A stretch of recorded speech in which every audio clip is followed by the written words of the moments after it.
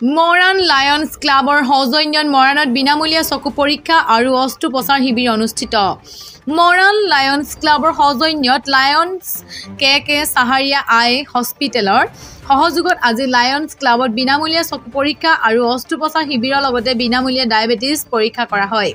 শিবিৰত কেটেৰেক্ট ধৰা পৰা ৰোগীক ডিব্ৰুগড়ৰ কে সাহাৰিয়া আই হস্পিটেলত বিনামূলীয়া অস্ত্ৰোপচাৰ কৰাৰ ব্যৱস্থাও কৰা হৈছে শিবিৰত ক্লাবৰ সভানেত্ৰী মীনাক্ষী পাত্ৰ গোস্বামী স্বাস্থ্য সমিতিৰ আহ্বায়ক শ্যামলাল মৰৰ লগতে ওম প্ৰকাশ গাৰুডিয়া বিনোদ আগৰৱাল বিজয় মৰ লগতে সকলো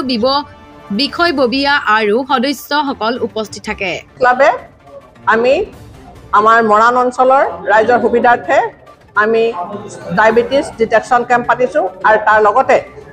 আমি আই স্ক্ৰিনিং কেম্প পাতিছোঁ যিবিলাকৰ কেটেৰেক্ট আছে সেইসকলক আমি